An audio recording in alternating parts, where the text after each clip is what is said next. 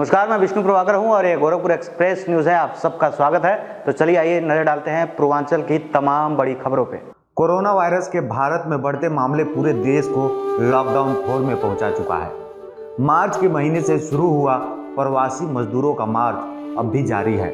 जान हथेली पर लेकर सफर कर रहे प्रवासी मजदूरों के साथ दोहरी मार पड़ रहा है। एक सरकारी कारगुजारी तो दूसरी तरफ पलायन की मजबूरी, जो एक राज्य से दूसरे राज्य जाते देखे जा रहा है। यह वो दिहाड़ी मजदूर हैं जो रोजी रोटी कमाने के लिए अपने गांवों से जाकर और महानगरों में बसकर उस शहर को विकास की दिशा देने की कोशिश कर रहे थे, लेकिन इस महामारी में खुद वो दिशाहीन हो गए। अब उन्हें लग रहा है कि वो महानगरों में रहें तो पेट कैसे भरेगा। कुछ के सामने तो रहने का भी संकट है, क्योंकि कमाई नहीं तो उनका कोई ठिकाना भी नहीं। ऐसे में इन प्रवासी मजदूरों ने यात्राएं शुरू किए अपने गांव जाने के लिए, लेकिन यूपी समेत कई राज्यों में प्रवासी मजदूरों ने अलग अलग दुर्घटनाओं में अपनी जान गंवा दी। ऐसे में यूपी के डीजीपी हितेश चंद्र अवस्थी ने यूपी के सभी जनपदों के कप्तानों को आदेश किए कि कोई भी प्रवासी मजदूर वाहन यात्रा नहीं करेंगे रात के 10 बजे से सुबह 4 बजे तक।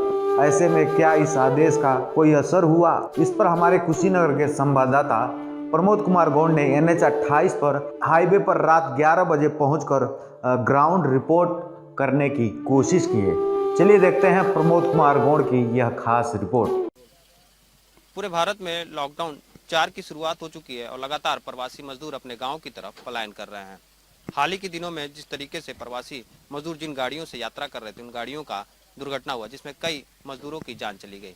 उत्तर प्रदेश के डीजीपी ने पहल करते हुए तमाम जनपद के कप्तानों को यह आदेश किया कि रात के 10 बजे से लेकर सुबह के 4 बजे तक कोई भी यात्री वाहन सड़क पे यात्रा नहीं करेंगे।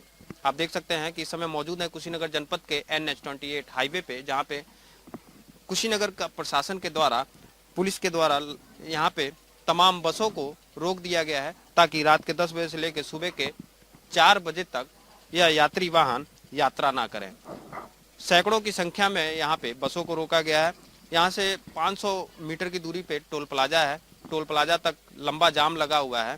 यानी ये कहा जा सकता है कि उत्तर प्रदेश के डीजीपी ने जो पहल की है यात्री वाहनों को रोककर, शायद दुर्घटनाओं को कम करने के लिए उनका यह प्रयास काफी कारगर साबित हुआ। दिन भर यात्रा करने वाले प्रवासी मजदूरों को जब कुशीनगर NH 28 हाईवे पर रोकने का पुलिस वालों ने काम शुरू किया, तो न प्रशासन इन्हें पानी पीने की कोई उचित व्यवस्था की, न ही भोजन की।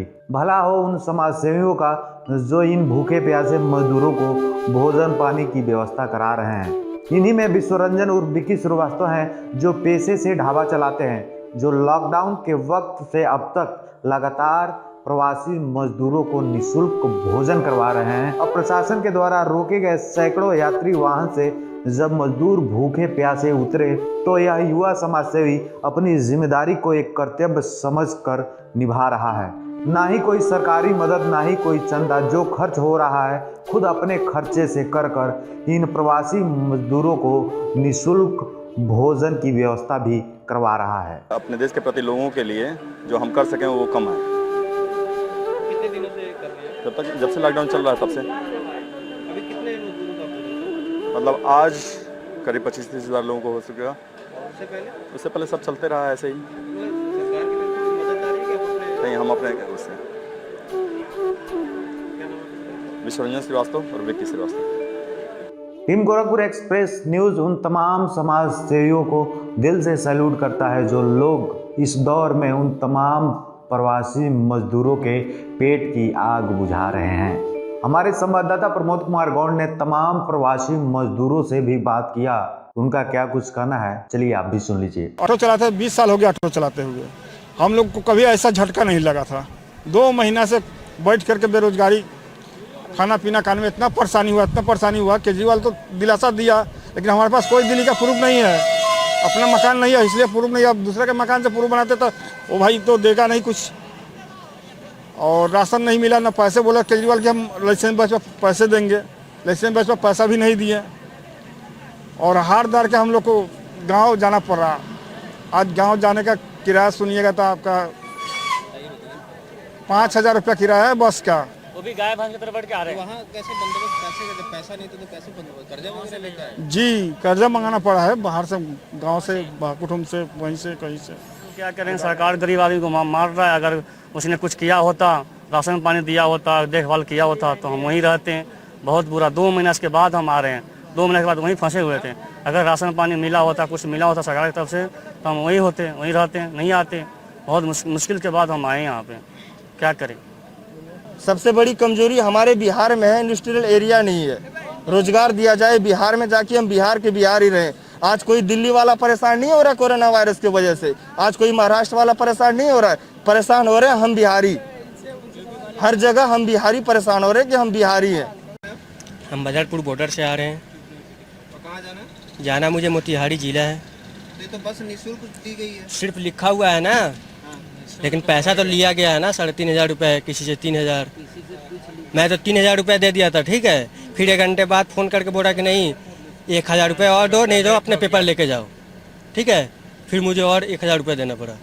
दिल्ली सरकार तो कोई मदद नहीं कर रहा था, मदद करता बहुत लोगों का मिल रहा था, हमको तो मिल नहीं रहा था। प्लस हम लोग जिसमें रूम में रहते थे उसने रूम किराया मुझसे पैसे मांग रहा था, रूम किराया हम लोग नहीं देते थे, तो वो लोग बोल रहा था कि नहीं आप रूम से निकले जाओ। हम लोग कंप्लेन भी करना चाहते थे तो उसमें कोई एक्शन नहीं ले रहा था, पुलिस वाले ने बोला कोई आप चले जाओ। इसलिए हम लोग घर फ़ोन किए, पैसे गया घर से। और बिहार सरकार, मतलब जो भी बिहार से, राज्य से जो बाहर फंसे हुए हैं उनको कोई मदद नहीं कर रहा है। एक बार कोरोना से 1,000 रुपये मदद किया, 1,000 रुपये से क्या होने वाला है। टीम गोरखपुर एक्सप्रेस न्यूज के लिए कुशीनगर से प्रमोद कुमार गौड़ की रिपोर्ट। यह वीडियो फेसबुक पर देख रहे हैं तो हमारे पेज को लाइक करें, यूट्यूब पर देख रहे हैं तो चैनल को सब्सक्राइब करें। अगली बार फिर मिलते हैं कुछ नई बात के साथ, कुछ नई कहानी के साथ। तब तक अपना ख्याल रखिए, सुरक्षित रहिए और देश का सम्मान कीजिए। जय हिंद।